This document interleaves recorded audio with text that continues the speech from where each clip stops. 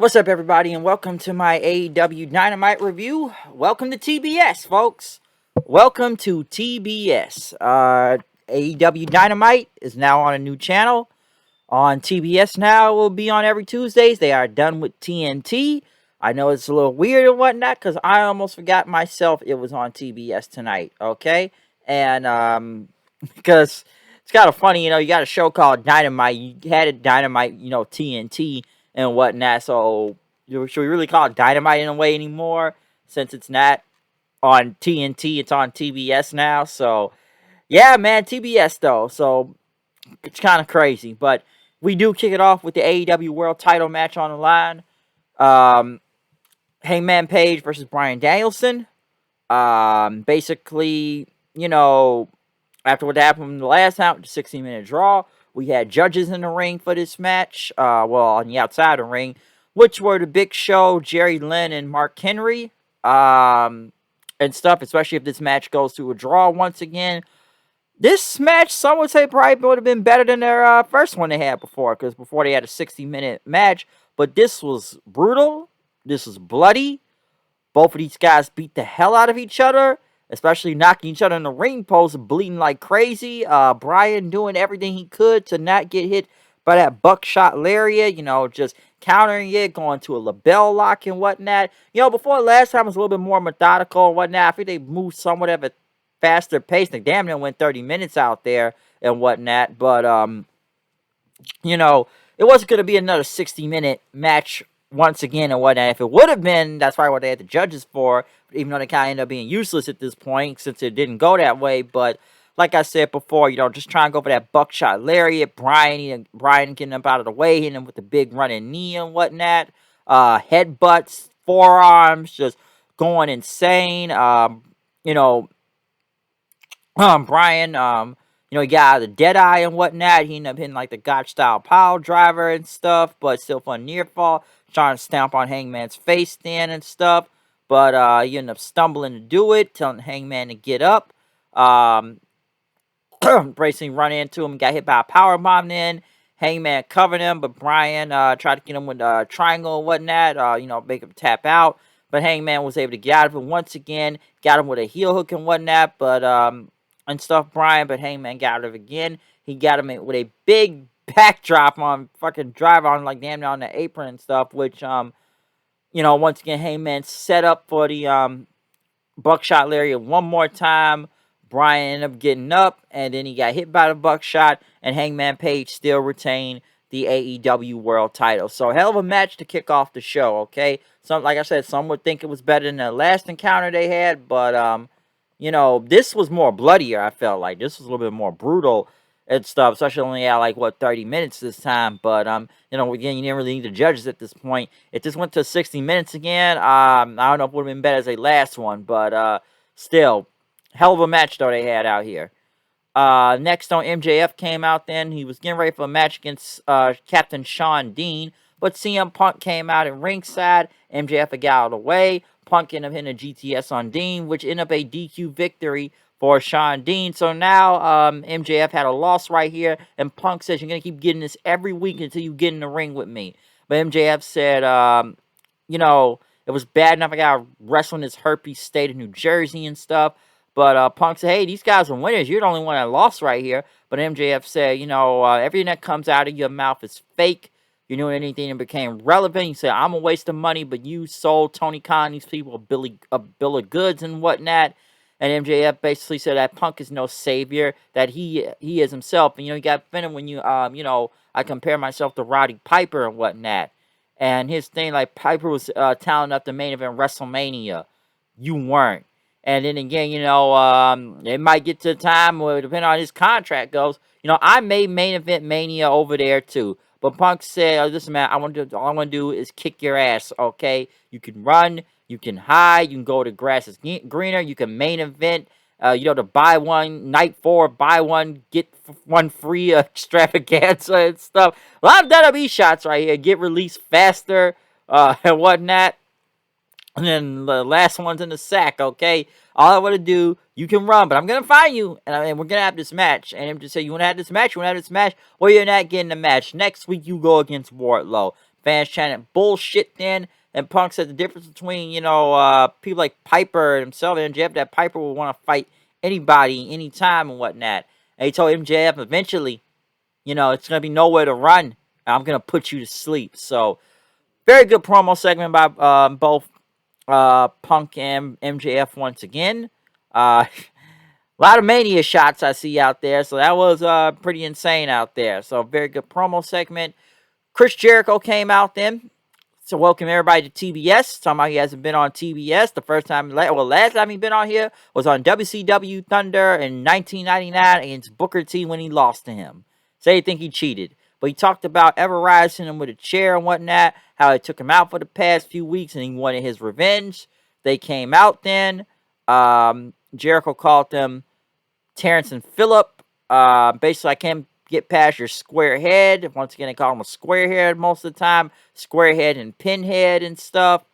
And Jericho said, you guys want another taste, right? So he got his baseball bat, Floyd. Daniel Garcia tried to come from behind. Jericho got him. He tried to hit him all with the bat, but they ended up 3-on-1 to him then.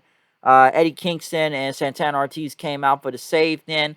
Honestly, I just look at Ever-Rise. It's basically the same stuff and whatnot. Every time they come out and do some type of comedy and whatnot. So, and everything. I know they're trying to make him into something, especially attacking Jericho. But the squarehead, pinhead thing, I don't even know how really that segment was just kind of here and there, to be honest. Okay, so the segment was whatever. But obviously, it's going to lead into something with Jericho and Ever-Rise and Eddie Kingston. So, we'll see what happens with that.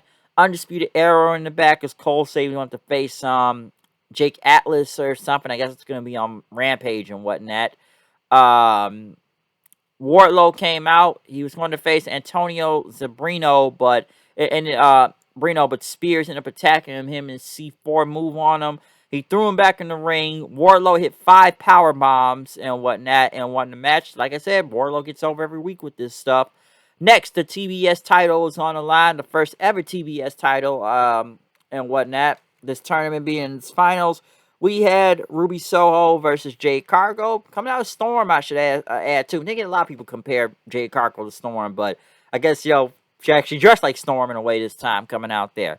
I know they had Jade's family out there. I guess that was her husband and her daughter out there, which I'd kind of already told me she was going to win. And again, we had family members in wrestling before that out there and still ended up losing. But, listen, this title match was designed for Jade to win. Now, the match itself between her and Thunder Rosa, this match wasn't bad. It was better than the last week, I will say that, with Jade and Rosa. I think this was okay with her and Ruby Soho out there. I didn't think they need the Mercedes Martinez and Thunder Rosa run in. That was kind of a waste. But there were some rough spots out there, especially towards the end of this whole match. Now, some probably would have thought Ruby would have won after her, Riot Kick No Future move and whatnot. But it ended up with Jade hitting the Jaded, which looked very scary, especially when they're on the corner on the top rope.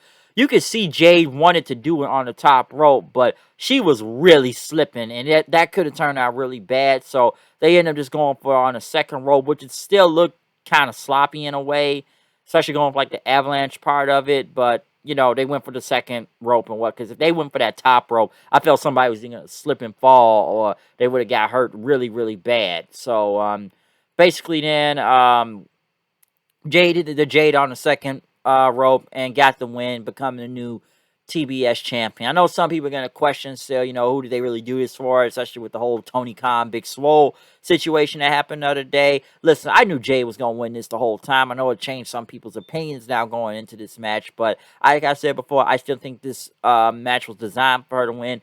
Jade is still pretty green out there and whatnot, so it's still taking some time, like I said, with this match itself, especially towards the end, but like I said, Jade has a certain look to her, and come on, she's a fucking physical specimen out there, okay? So you knew she was going to win, so Jade celebrated, and you could see, like I said, her family out there celebrating too. So, like I said, knew that was going to win. Like, a lot of title, but, here's the thing with all these title matches. You had 3 title matches tonight, right? So why do we have this battle for the belts thing on Saturday with only 2 title matches? Think about that for a second. You had 3 title matches tonight, but you got 2 this Saturday.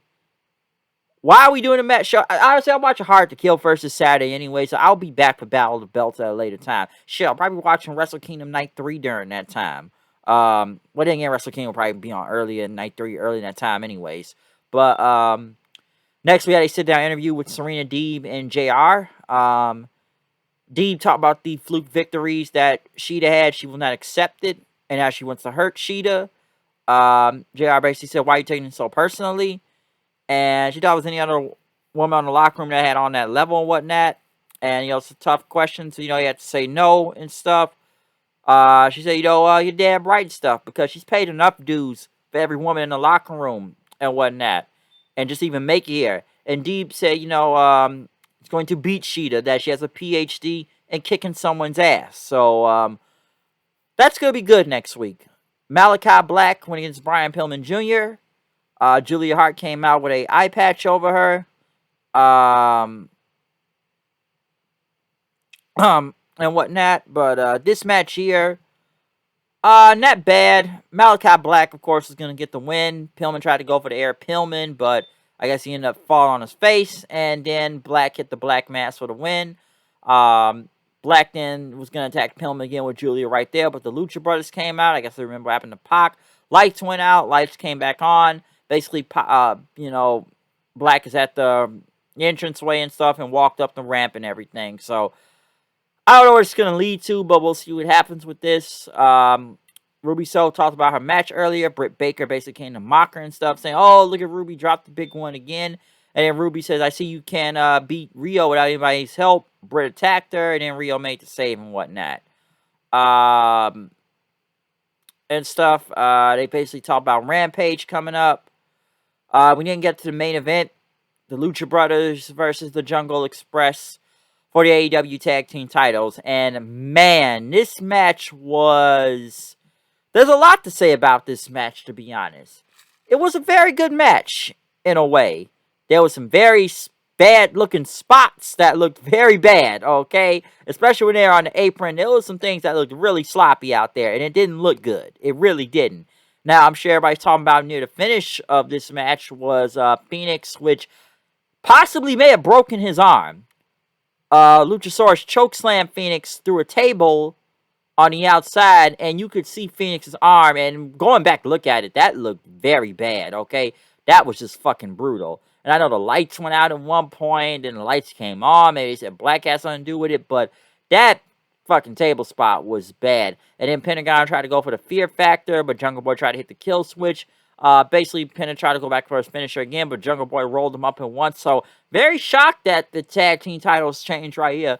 You look at the Lucha Brothers' reign, and I gotta agree with my other friend, Steven, that was kind of ass when you think about it. They got all these tag teams, but they don't really know what to do with them half the time. And I look at the Lucha Brothers, all they really did after what they won, yeah, they faced a couple teams here and there, but the most they really faced was FTR one too many times, and it was really time for them to move on from FTR, because it's like they faced them that went on forever. And I didn't really think they were going to lose the belts right here, especially to Jungle Express right now, but yeah, they end up winning, beating the Lucha Brothers. And then next thing you know, the other tag teams came out. Maybe it was all heel tag teams, but they showed, there was a lot of people watching on, from FTR 2.0, Red Dragon, Private Party. I guess they showed, for some reason, fans looking on, and Jericho was watching, and Malachi Black. So many teams looked at the Jungle Express after they won the tag team titles and whatnot. But yeah, man, Lucha Brothers' reign, it's not like it really went out that well. And honestly, this was a very loaded show, okay? There's a reason why they had all these title matches on here tonight, okay?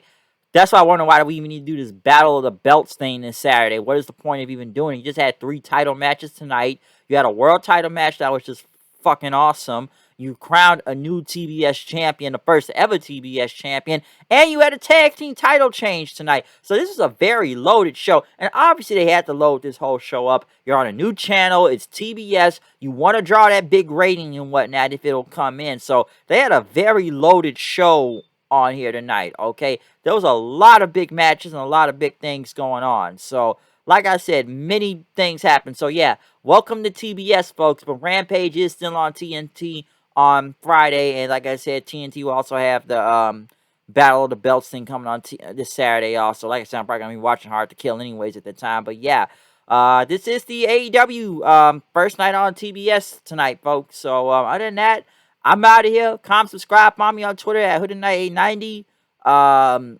Yeah, so I'll see you guys then. Peace.